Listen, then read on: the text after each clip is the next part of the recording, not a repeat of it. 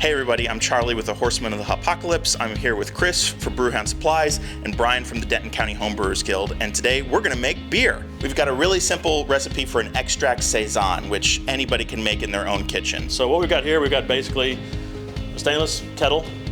We've got a large spoon. You can get a plastic or a stainless. We've got the stainless one here, easier to clean and sanitize. We'll get to that stuff later. We've got a mash paddle to move the grains around, thermometers, you measure your temperatures. And then this stuff right here is the sanitizers and the cleaners.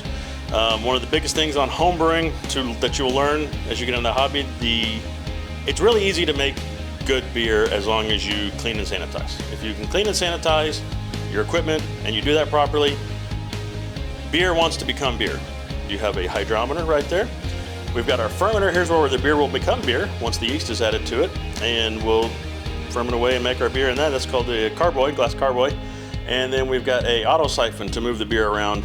Our first ingredient that we need to make our beer is water. And we're really lucky here in North Texas. Our tap water is pretty good for most styles. So we are just going to use water straight off the tap. We're going to fill about 3.5 gallons to get us going here. We're going to go ahead and fire up the burner. You can do this on any stovetop. We're going to get this up to about 150, 160 degrees before we add our specialty grains.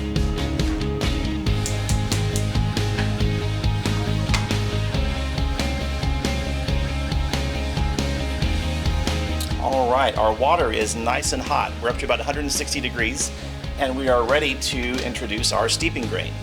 For this recipe, we're using 8 ounces of a rye malt. This is going to give our beer some quality that the extract won't. Rye has a bready and a spicy flavor, and we want that as part of our saison.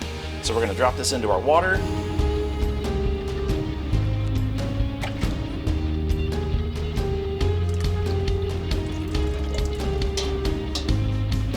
We've steeped our specialty grains in there. It's smelling great in here, by the way, which added the kind of the character that we wanted to get out of that rye malt. And so now we're going to add the bulk of the sugars that will produce our alcohol in our beer, and also the base flavors, so to speak, of the beer. And this is just a light Pilsner malt extract. And so we're going to start stirring this in here. We're got the heat going. We're coming up to temp to get to boiling temperature. And we're going to get this stirred in, and this is, with the 2 people doing this, 2-person job, it's a little easier. Chris is going to stir as I pour this stuff in.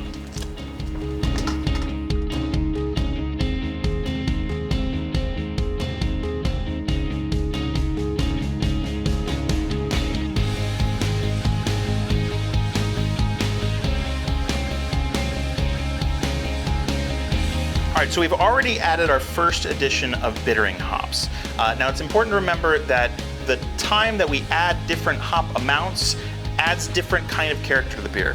When we first add hops to boil for about an hour, we're getting bitterness out of them. When we add more hops at the end of the boil, 5-10 minutes left in the boil, we're getting a lot of flavor and aroma. So how you choose your hops and when you add them is gonna make a big difference in the ultimate beer that you get. All right, guys, so we are getting close to the point of flame off, so we are going to kill the heat now. We are shut down. And then we are going to start adding our last sugar addition of our Belgian candy syrup. It's a light 5 SRM candy syrup you can see here. It's basically just a simple sugar. The yeast is going to ferment it out really quick. This kind of helps to serve to boost the alcohol. And there's a little flavor component from this, but it's a lot of, alcohol boost. But it works really well with the Belgian style.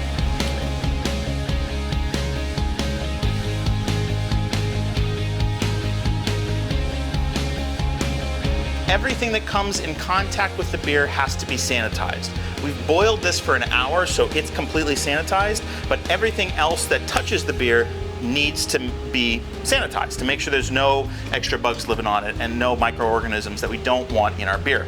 So I've got my sanitizer right here. I've got a lid for this to keep it nice and covered. Make sure that we are fully sanitized on the lid. Give that a little good little shake. Cover.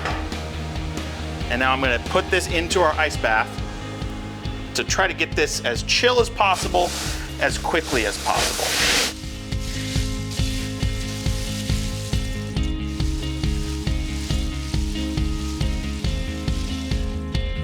our wort is chilled, so we're gonna go ahead and transfer our wort into our fermentation vessel. Now remember how earlier I said everything needs to be sanitized from here on out?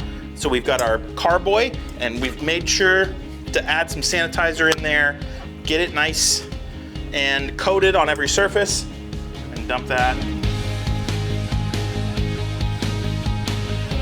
We're gonna take the lid off of our wort. Chris, if you would take that if you don't mind. Use this to siphon our beer.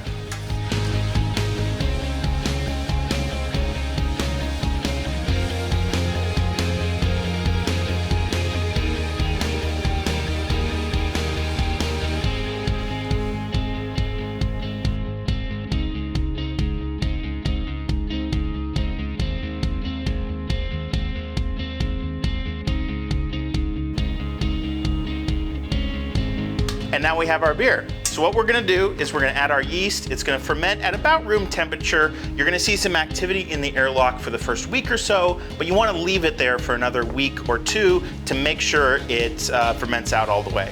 Once you hit your final gravity, you can take another gravity reading like we did with the hydrometer. Once it hits that point, you're ready to bottle, and we'll cover that in a future video. So first, let's get this pitched. So we're gonna sanitize our packet. Again, we don't want to get any extra bugs in there.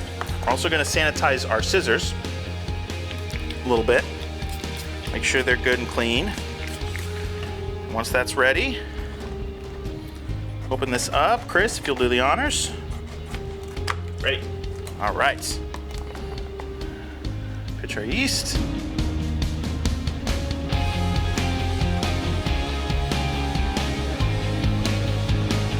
And now we have beer. And now we have beer. It's officially beer. So that yeast is gonna go to work, start fermenting, and we should be good to go soon.